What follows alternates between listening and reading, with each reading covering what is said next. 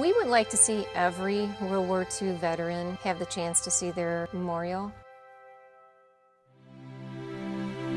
One very special Northwest Ohio veteran actually had that opportunity. His name is Clarence. He had had 18 strokes and a heart attack before we took that trip. But at 4 a.m. the morning of that flight, I walked in his trailer to find one very proud veteran.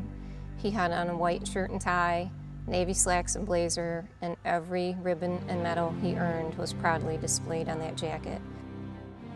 By 10 a.m., we were at the World War II Memorial. Clarence was stepping out of the bus in total disbelief of the amazing sight that was before him. By 8 p.m., Clarence was home, safe in his lazy boy, and once he settled in, he looked me straight in the eye and said, "This was the best day of my life." Seeing the World War II Memorial was his dying wish, and luckily it came true when it did because we lost him that November.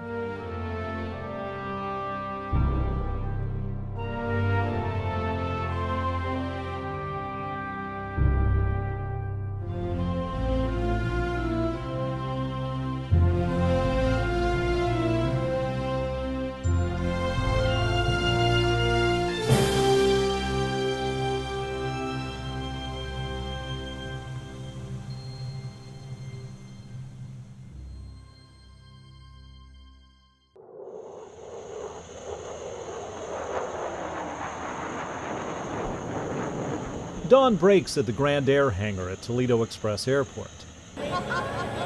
It's honor flight day for 2 plane loads of excited veterans who sit down for breakfast together before the flight. And I was on the first ship that left the United States for Europe. It was the Queen Mary before it was even converted to a troop ship. The King and Queen of England with the 2 teenage daughters greeted us. The oldest teenage daughter is now the Queen of England, Queen Elizabeth. She was there to greet us now. For men like Casimir Clapp, the experience and professionalism of honor flight is particularly critical. He's 92 years old, and he's in a category referred to as TLC, their last chance. But there's true art to the science of making a big trip like this happen for dozens of veterans, many with serious health needs. We provide all of the medical equipment that they need, any wheelchairs, oxygen. We have people that will help them to remember to take their medications. Surprisingly, most of our veterans don't care how sick they are. They have one goal, and that is to see that memorial. Every veteran has a personal volunteer called a guardian. They're specially trained to help the veterans enjoy the day, see the sights, and meet any problem along the way. There's special equipment to help the veterans on and off the airplane. And at each step along the way, people donate their time just to come and cheer the veterans on. I so appreciate what these men and women have done for us, and I just feel honored that I can get out here and greet them this way.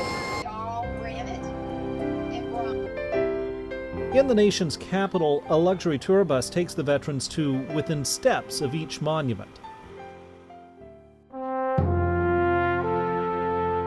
Just being here, in the heart of the world's greatest democracy, standing before Lincoln, in the shadow of Washington, it's a moving experience.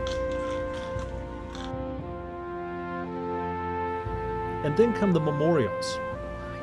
Each flight makes every effort to see as many as comfortably possible. The Korean Memorial with its haunting figures frozen in time. The long black wall of the Vietnam Memorial. Names of those who've made the ultimate sacrifice as far as the eye can see.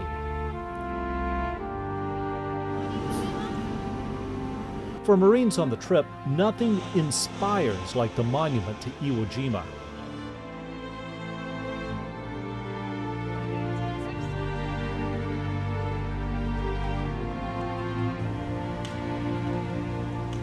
the solemn and timeless ceremony of the changing of the guard at the Tomb of the Unknowns, and the ultimate symbol of the ultimate sacrifice, white tombstones on the green earth at Arlington National Cemetery.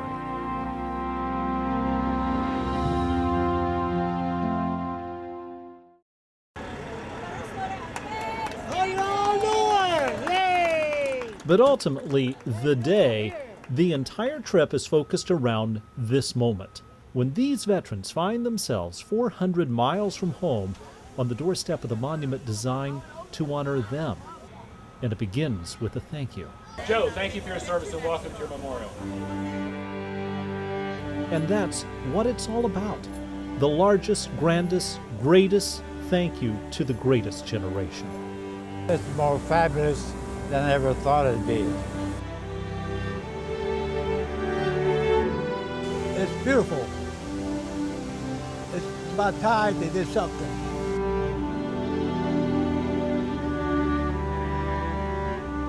People you don't know come up to you and say thanks.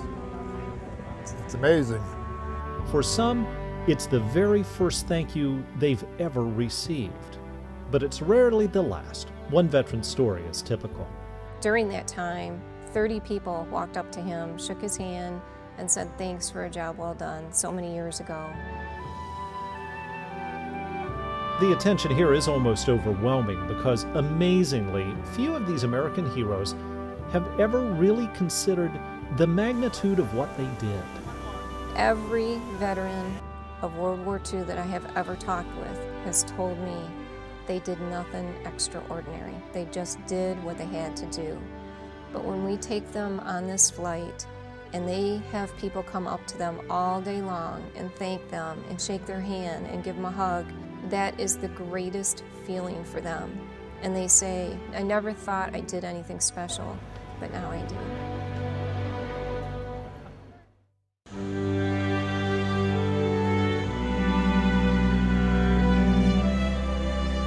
Standing here at the National World War II Memorial, it's impossible not to be deeply moved by everything it symbolizes.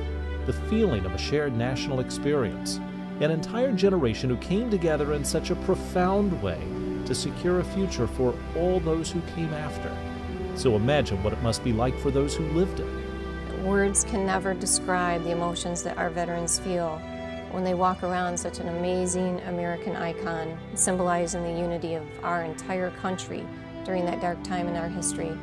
But those emotions are written all over their faces, in their eyes, their soft smiles, their laughter, and their tears. But so often the flight doesn't come soon enough, and too often a deserving veteran on the list doesn't make it to their big day. For one recent vet, his upcoming visit to the memorial was among the very last things on his mind. Thursday he went to bed and told his daughter, only 21 more days and I get to see the memorial. And at 8 o'clock Friday night, his daughter called me and said, Dee, you can give my dad's seat to someone else. He didn't wake up this morning. So instead of taking Chester to the memorial, I went to his funeral. And all that was left to take to Washington was the American flag that draped his casket.